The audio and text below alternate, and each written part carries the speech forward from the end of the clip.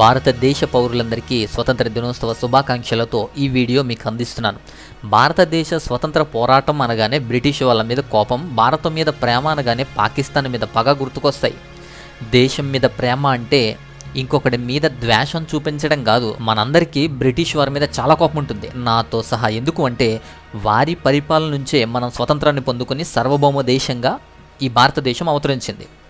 So భారతదేశంలోనికి British వాడు ఒకడే రాలా. యూరోపియన్లు, పోర్చుగీస్ వారు, డచ్ వారు బ్రిటిష్ వారి కన్నా ముందే వచ్చారు. వీరందరికన్నా ఆర్యులు కూడా ముందే వచ్చారు. సో యూరోపియన్స్, పోర్చుగీసు, డచ్ వారు, బ్రిటిష్ వారు, ఫ్రెంచ్ వారు ఇలా వచ్చారు. సో యుద్ధాలు కూడా చేశారు. అన్నిటిలోనూ బలమైనటువంటి బ్రిటిష్ వారు పరిపాలనలో కూడా చొరబడ్డారు. ఆర్థికంగా, రాజకీయంగా దేశాన్ని పీల్చేశారు. ఇలా చెప్పుకుంటూ పోతే చాలా ఉన్నాయి. ఇది మన కాన్సెప్ట్ ఇప్పుడు కాదు. వారి మీద కోపంతో, పగతోటి మనం వారి దేశాన్ని, వారి మతాన్ని, అలాగే వారి నమ్మకాల్ని కూడా దూషించడం మంచిది కాదు. అది అలవాటుగా మారిపోయింది ఇప్పుడు. బ్రిటిష్ వారిని అందరినీ నీచంగా చూడలేం. ఎందరో మంచి చేసినటువంటి గొప్ప వ్యక్తులు ఉన్నారు. కాటన్ దొర లాంటి మంచి వ్యక్తులు ఇప్పటికీ కూడా మనం మర్చిపోలేం. కొన్ని చోట్ల విగ్రహాలు కూడా కనపడతాయి. దేశానికి సేవలు అందించినటువంటి వారు కూడా ఉన్నారు. స్వతంత్రం ముందు ఉన్నారు, స్వతంత్రం తర్వాత కూడా ఉన్నారు.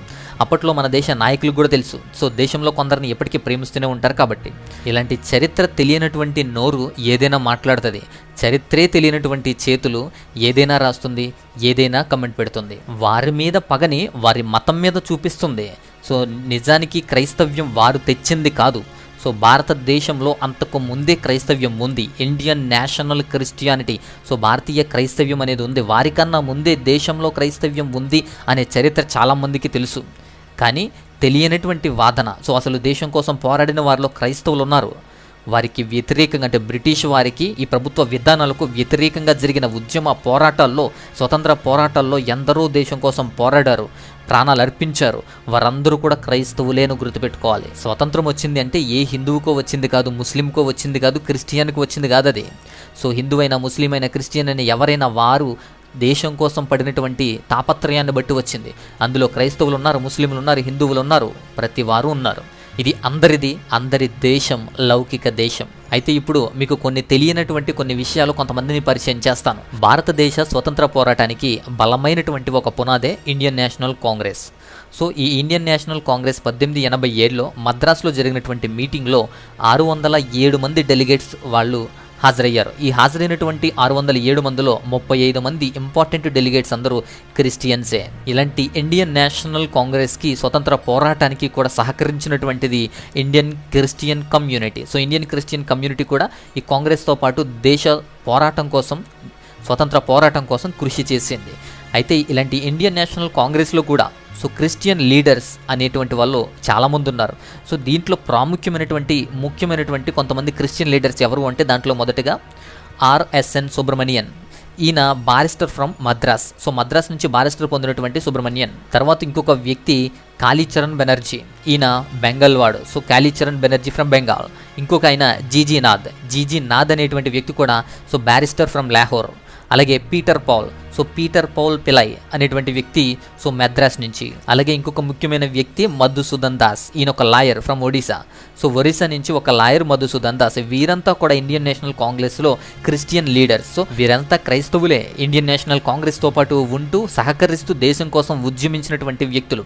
హోమ్ రూల్ మూమెంట్లో కూడా, హోమ్ రూల్ ఉద్యమంలో కూడా వీళ్ళంతా కూడా సహకరించారు, ఉద్యమించారు కూడా. ఆ తర్వాత గొప్పగా చెప్పేటువంటి ఇంకొక ముఖ్యమైన వ్యక్తి ఎవరు అంటే so barrister George Joseph. So ఈ జార్జ్ జోసెఫ్ చాలా ప్రాముఖ్యమైనటువంటి వ్యక్తి. ఈయన ఫ్రమ్ కేరళ నుంచి వచ్చినటువంటి వ్యక్తి.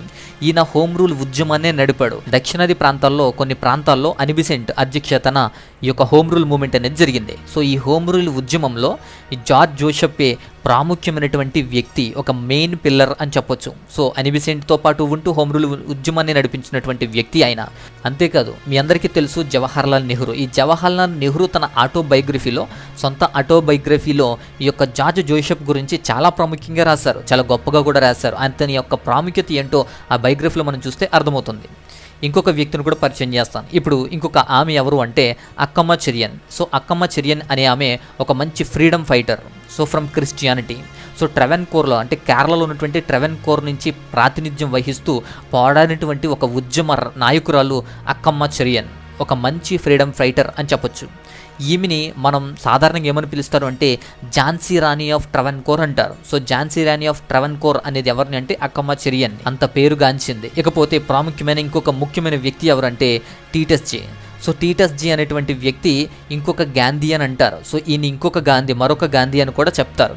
సో ఈయన ఉప్పు సత్యాగ్రహంలో పాల్గొన్నాడు గాంధీ గారితో పాటు. ఆశ్రమం నుంచి దండి వరకు, అంటే ప్రారంభం నుంచి దండి వరకు కూడా ఈ టీటస్ జీ గాంధీ గారితో పాటే ఈ ఉద్యమంలో పాల్గొంటాడు.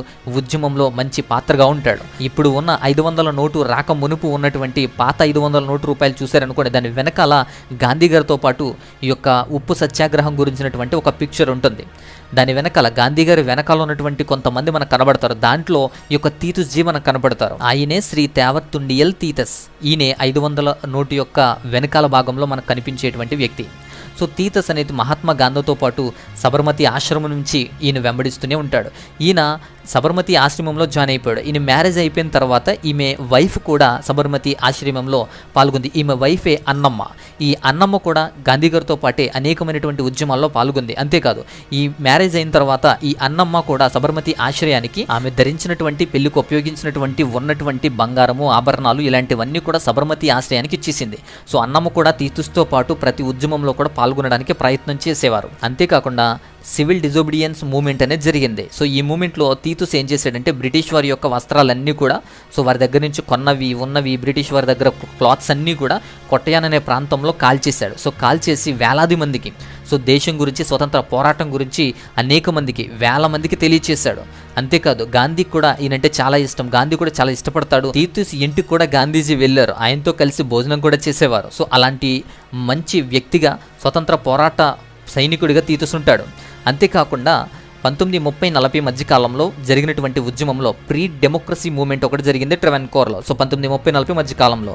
సో దీంట్లో ప్రామినెంట్గా క్రైస్తవుల పాత్ర చాలా ఉంది. సో క్రిస్టియన్ లీడర్స్ అయినటువంటి కొంతమంది కనబడతారు. టిఎం వర్గీ, ఏజే జాన్, ఎన్ఏ మెస్కానిస్, అక్కమ్మ చెరియన్ ఇలాంటి వ్యక్తులు దీన్ని నిలబెట్టి ఈ యొక్క ఉద్యమాన్ని నడిపించారు. అంతేకాకుండా పిలోపో జెలెంజికల్ జాన్ అనేటువంటి వ్యక్తి కూడా ఇంకొక ప్రోమినెంట్ మెంబర్, ట్రావెన్కోర్ స్టేట్ కాంగ్రెస్కి సంబంధించినటువంటి ప్రోమినెంట్ మెంబర్స్లో ఈ యొక్క జాన్ కూడా ఉన్నారు. ఈయన కూడా ఒక క్రిస్టియన్. అంతేకాదు వీరంతా బ్రిటిష్ క్రిస్టియన్స్ లేకపోతే అప్పటికి కన్వర్ట్ అయిన క్రిస్టియన్స్ కాదు. So Indian Aryan Christians, so out standing Christians of Indian Aryan. So అంతేకాకుండా ఇలాంటి ఇండియన్ ఆరియన్కి సంబంధించిన అవుట్ స్టాండింగ్ క్రిస్టియన్స్లో ద బెస్ట్ అనిపించుకున్నటువంటి వ్యక్తులు కూడా మనకున్నారు. దాంట్లో ఫ్రీడమ్ స్ట్రగుల్లో, ఈ యొక్క స్వతంత్ర పోరాటంలో బాగా బలంగా పనిచేసినటువంటి వ్యక్తులు కూడా ఉన్నారు. దాంట్లో మొదటి వ్యక్తి డాక్టర్ జేసీ కుమారప్ప. సో జేసీ కుమారప్ప ఈయన వెటరన్ కాంగ్రెస్ లీడర్. ఈయన ఒక క్రిస్టియన్ లీడర్గా పోరాటం చేశాడు. సో ఈయన గాంధీ యొక్క అసోసియేట్గా కూడా చెప్తారు. గాంధీ యొక్క అసోసియేట్స్లో ఈయన కూడా ఒకరు జేసీ కుమారప్ప. ఈయన యంగ్ ఇండియా, గాంధీ గారు స్థాపించినటువంటి యంగ్ ఇండియా పత్రికకి రెగ్యులర్ రైటర్. సో ఈయన చాలా చాలా చాలా రచనలు రచించారు. గాంధీ గారి యొక్క యంగ్ ఇండియా పత్రికకి సంపాదకులుగా, ఎడిటర్గా కూడా పనిచేశాడు. అంతేకాదు క్విట్ ఇండియా మూమెంట్లో కూడా ఈయన చాలా యాక్టివ్గా పనిచేశాడు. సో బొంబాయి తరపున ఈయన ప్రాతినిధ్యం వహిస్తూ కాంగ్రెస్ లీడర్స్తో కలిసి, కొలీగ్స్తో కలిసి ఈయన ఉద్యమంలో పాల్గొన్నాడు. అంతేకాకుండా ఆ ఉద్యమంకి సంబంధించినటువంటి వ్యక్తుల్లో కొంతమంది అరెస్ట్ అయిన వ్యక్తులు ఈయన కూడా ఉన్నాడు. ఈయన అరెస్ట్ అయ్యాడు. దాదాపు 2.5 సంవత్సరాలు జబల్పూర్ సెంట్రల్ జైల్లో ఉన్నాడు ఈయన. అందుకే ఈయన్ని గాంధీ గారి యాక్టివేట్గా, మంచి యాక్టివ్ పర్సన్గా కూడా మనం పిలుస్తాం. అయితే ఇంకొక యాక్టివేట్ పర్సన్ ఎవరు అంటే Paul Ramaswamy. So Paul Ramaswamy అనే వ్యక్తి, ఈయన ఒక important Christian. So important Christian రోల్ని ఈ యొక్క స్వతంత్ర పోరాట ప్రయత్నాల్లో ఈయన కూడా చాలా ఉన్నాడు. సో 1930లో ఈయన ఫ్రీడమ్ ఫైట్లో జాయిన్ అయ్యాడు. తర్వాత ఉప్పు సత్యాగ్రహంలో పాల్గొన్నాడు. అంతేకాకుండా ఈయన బిషప్ హెబర్ కాలేజ్, సో ఈ కాలేజ్ తిరుచిరపల్లిలో ఉంది.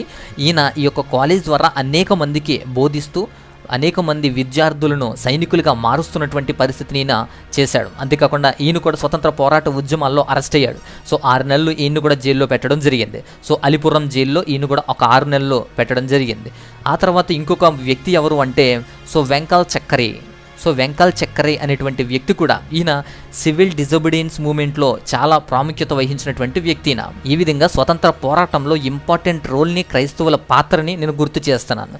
ఈ విషయాల గురించి అతుర్ జయకుమార్ అనేటువంటి వ్యక్తి, ఈయన క్రిస్టియన్ కాకపోయినా అతుర్ జయకుమార్ అనేటువంటి వ్యక్తి వీళ్ళ గురించి అంటున్నారు. నాన్ కోఆపరేషన్ మూవ్మెంట్లో, సో ఇది 1920లో జరిగినప్పటికీ సో ఇండియన్ క్రిస్టియన్స్ అనేటువంటి వ్యక్తులు, సో హోల్ ఆఫ్ ఇండియాలో ఉన్న ఇండియన్ క్రిస్టియన్స్ అందరూ కూడా ప్రాముఖ్యమైన పాత్ర వహించారు అని చెప్పి ఈయన ఒక స్టేట్మెంట్ కూడా ఇచ్చాడు ఆ మధ్య. తర్వాత ఇంకొక వ్యక్తి ఎన్హెచ్ టబ్స్ అనేటువంటి వ్యక్తి సో బిషప్ కాలేజ్, కలకత్తాలో ఉన్నటువంటి బిషప్ కాలేజ్కి ప్రిన్సిపల్. సో ఈయన ప్రిన్సిపల్ అయినప్పటికీ కూడా అనేక మంది క్రిస్టియన్ స్టూడెంట్స్ని ఈ నేషనల్ నాన్ కోఆపరేటివ్ మూవ్మెంట్కి సిద్ధపరిచాడు. అలా ఈయన తయారు చేసినటువంటి క్రిస్టియన్ లీడర్స్, యంగ్ మ్యాన్స్ అనేటువంటి వ్యక్తులు ఈ సివిల్ డిజోబీడియన్స్ మూవ్మెంట్లో కూడా పాల్గొన్నారని చెప్పి ద గార్డియన్ అనేటువంటి పత్రిక వీరి గురించి ప్రత్యేక కథనం కూడా రాసింది. ఇకపోతే ఇంకొక ప్రాముఖ్యమైనటువంటి వ్యక్తుల్లో ఒకరుంటారు, సో నిరాద్ బిస్వాస్ అనేటువంటి వ్యక్తి బిషప్ ఆఫ్ అస్సాం. ఈయన ఒక bishop, Assam of church of ఇండియాకి సంబంధించిన ఒక బిషప్. అంతేకాకుండా సో బుర్మా అండ్ సైలోన్కి సంబంధించిన ప్రాంతాల్లో ఈయన ఒక నేషనల్ మూవ్మెంట్కి సంబంధించి ప్రత్యేకమైనటువంటి వ్యక్తిగా కనబడతాడు. సో కలకత్తాకి అవుట్ సైడ్ ఉద్యమించినటువంటి వ్యక్తుల్లో సో నిరాద్ బిస్వాస్ ఒకడు. ఇంకొక ప్రాముఖ్యమైనటువంటి ఇంకొక వ్యక్తి ఎవరు అంటే బ్రహ్మబంధం ఉపాధ్యాయ అనేటువంటి వ్యక్తి చాలా ఇంపార్టెంట్ రోల్ ప్లే చేశాడు. అంతేకాకుండా మనం చరిత్రలో ఈయన గురించి మనం చదువుకుంటాం. సో ఈయనే ఫస్ట్ కంప్లీట్ ఇండిపెండెన్స్ దేశానికి కావాలి, సో ఇండియాకి కంప్లీట్ ఇండిపెండెన్స్ కావాలని ప్రపోజ్ చేసినటువంటి వ్యక్తిగా బ్రహ్మబంధం ఉపాధ్యాయ మనకు కనపడతాడు. So he was a Christian. ఈయన ఒక క్యాథలిక్ సాధు, అలాగే థియోలాజియన్. సో ఈయన థియోలాజికల్కి సంబంధించినటువంటి వ్యక్తి కూడా. అంతేకాకుండా స్వదేశీ ఉద్యమంలో ఈయన లీడింగ్ రోల్ ప్లే చేశాడు. స్వదేశీ ఉద్యమంలో బాగా లీడింగ్ రోల్ ప్లే చేసినటువంటి వ్యక్తి సో బ్రహ్మబంధం ఉపాధ్యాయ. 1904లో ఈయన ఒక జర్నల్ని అంటే సంధ్యా పత్రికల్లో ఎడిటర్గా కూడా చేశాడు. సంధ్యా పత్రికకి ఈయన ఆద్యం పోసినటువంటి వ్యక్తిగా కూడా కనపడతాడు. అనేకమైనటువంటి రచనలు కూడా రచించినాడు. సో బెంగాలీలో వెర్నక్యులర్ పేపర్ అనేది ఈ సంధ్యా పత్రిక. సో కంప్లీట్ ఇండియన్ నేషనలిజం కోసం వ్రాసేదే సంధ్యా పత్రిక. సో అలాంటి పత్రికకి ఈయన సంపాదకుడిగా కూడా ఉన్నాడు. ఇకపోతే ఇంకొక వ్యక్తిని కూడా అంటే కర్ణాటక క్యాథలిక్ సంబంధించినటువంటి ఇంకొక వ్యక్తులను కూడా పరిచయం చేస్తాం. సో జోసిన్ ఆల్వా అనేటువంటి వ్యక్తి కూడా ఈయన మహాత్మా గాంధీ యొక్క ఐడియాస్కి సంబంధించి ఈయన చాలా ఇన్స్పైర్ అయినటువంటి వ్యక్తులు వీళ్ళు ఉన్నారు. భారతదేశంలో యూత్ మూవ్మెంట్కి ప్రధాన పాత్రధారిగా ఉన్నాడు జోసిన్ ఆల్వా. అంతేకాకుండా ఈయన ఉన్నతమైన ఉద్యోగాలు, సంపాదనలు వదిలేసుకొని ఈయన లైఫ్ని డెడికేట్ చేసేసాడు స్వతంత్ర పోరాటం కోసం. సో ఫ్రీడమ్ స్ట్రగుల్ కోసం ఈయన లైఫ్ని డెడికేట్ చేసినటువంటి వ్యక్తిగా ఈయన కనపడతాడు. అంతేకాకుండా ఈయన ఒక జర్నలిస్ట్ కూడా. సో హై క్యాపబుల్ జర్నలిస్ట్, ఈయన చాలా హై క్యాపబుల్ జర్నలిస్ట్లో ఈయన కూడా ఒక ఆయన. అంతేకాకుండా మిస్టర్ వైలెట్ ఆల్వా అనేటువంటి ఆమె కూడా ఈ ఆల్వాతో పాటు సహకరిస్తూ ఈ వైలెట్ ఆల్వా కూడా ఈ యొక్క ఇన్వాల్వ్మెంట్లో సో ఇండిపెండెన్స్ కోసం జరిగినటువంటి ఫ్రీడమ్ మూవ్మెంట్లో ఈమె కూడా పాల్గొన్నది. అంతేకాకుండా ఇంకొక వ్యక్తి కూడా మనం చూద్దాం. సో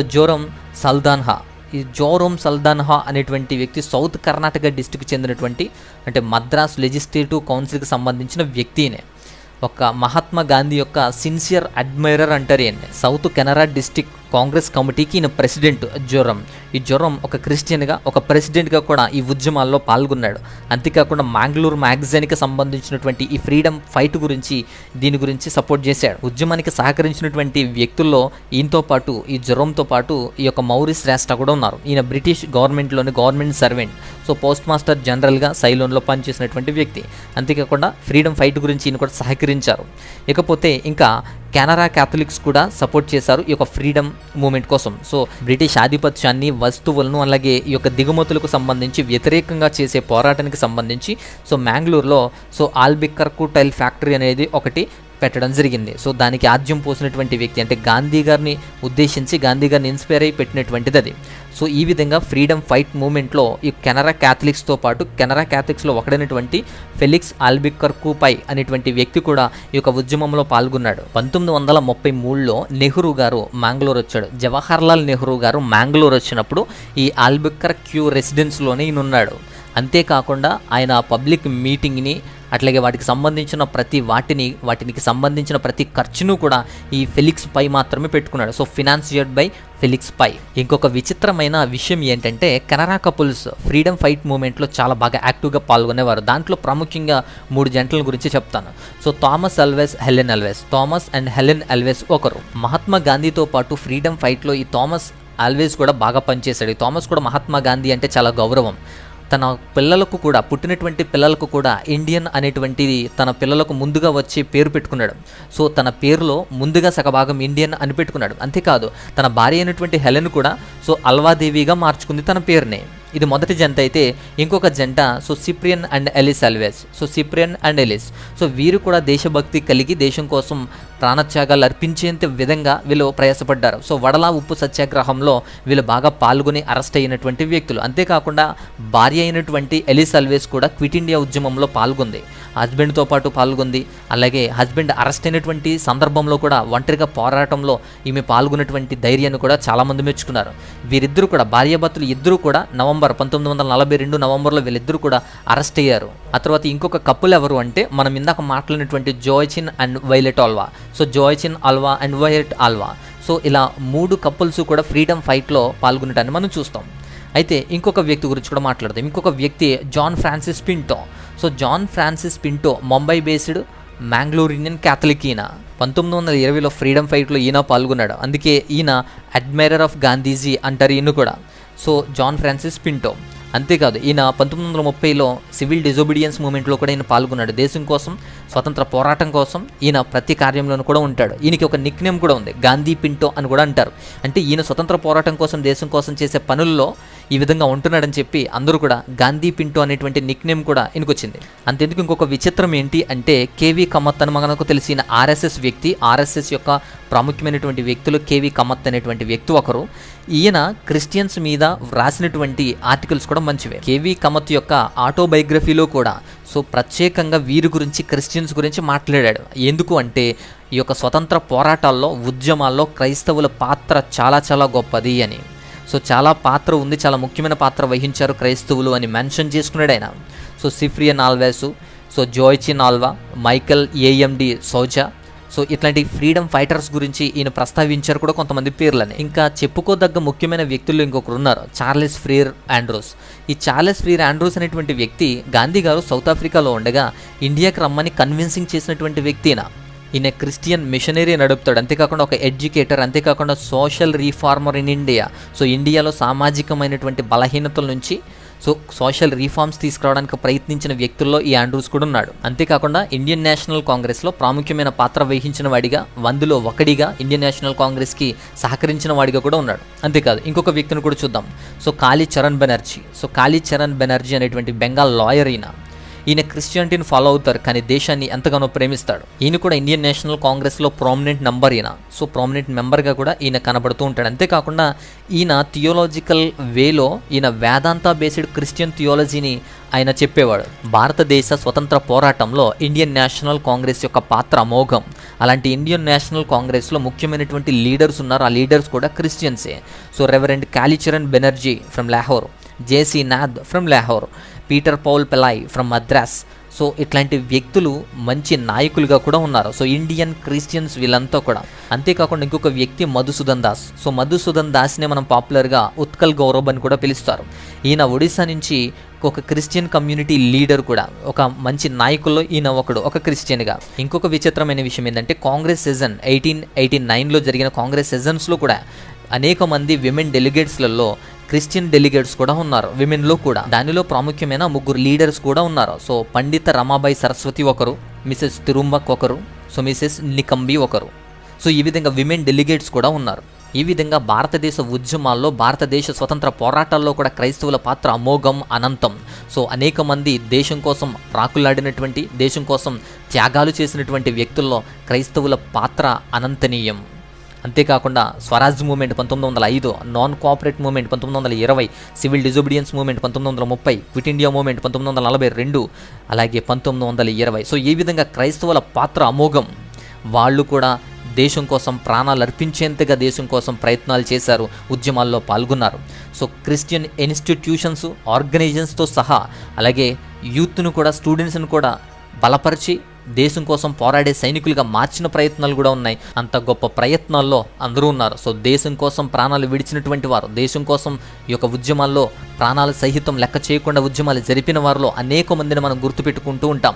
సో ఈ వీడియోలో క్రైస్తవుల పాత్ర గురించి, క్రైస్తవులు చేసినటువంటి ఉద్యమాల్లో పాల్గొన్న వ్యక్తుల గురించి వివరించడం జరిగింది. వీళ్ళే కాదు, సో ఇస్లాంలో ఉన్న కొందరు, అట్లాగే హిందూ మతంలో ఉన్న కొందరు, ఈ విధంగా మతాలతో పోల్చుకునేటువంటి భేదం లేకుండా హిందూ, క్రిస్టియన్, బౌద్ధం, జైనం అందరూ కూడా దేశం కోసం ప్రయత్నం చేశారు. సో బ్రిటిష్ వాడి మీద కోపం ఉంది అని చెప్పి బ్రిటిష్ వాడు గాలి పీలిస్తే భారతీయులు గాలి పీల్చొద్దని కాదు, బ్రిటిష్ వాడు అన్నం తింటే భారతీయులు తినొద్దని కాదు, బ్రిటిష్ వాడు క్రైస్తవ్యాన్ని స్వీకరిస్తే, దేవుణ్ణి ప్రకటిస్తే, దేవుణ్ణి కొలిస్తే భారతీయులు కొలవద్దని కాదు. సో మతాన్ని గురించి కాదు ఇక్కడ, ఇది మత సంబంధమైనది కాదు. బ్రిటిష్ వాడు నమ్మినంత మాత్రాన ఈ నమ్మకం అబద్ధం కాదు. కాబట్టి బ్రిటిష్ వాడి మీద కోపాన్ని మతం మీద చూపించకూడదు. స్వతంత్ర పోరాటంలో పాల్గొన్న వ్యక్తుల్లో హిందూ ఉన్నాడు, ముస్లిం ఉన్నాడు, క్రిస్టియన్ కూడా ఉన్నాడు అని చెప్పడానికే ఈ ప్రయత్నం. సర్వసత్తాక సామ్యవాద లౌకిక దేశం మన దేశం. ఆ దేశానికి చీడపురుగులుగా మారకుండా దేశాన్ని ప్రేమించే వారిగా, మంచి అన్నది పెంచేవారిగా ఉండాలి. భారతదేశ స్వతంత్రం కోసం స్వతంత్ర పోరాటాల్లో ప్రాణాలు అర్పించిన, జైలుకు వెళ్ళిన, శ్రమించిన, కష్టపడిన, ఉద్యమం చేసినటువంటి ప్రతి ఒక్కరికి, ప్రతి నాయకుడికి, ప్రతి వారికి కూడా జోహార్లు అర్పిస్తూ భారతీయ ప్రతి పౌరుడికి కూడా భారతదేశ స్వతంత్ర దినోత్సవ శుభాకాంక్షలు తెలియచేస్తున్నాం. దేవుని మహోన్నతమైన కృపా కాపుదల మన దేశానికి కావలిగా ఉండునుగాక. ఆమేన్.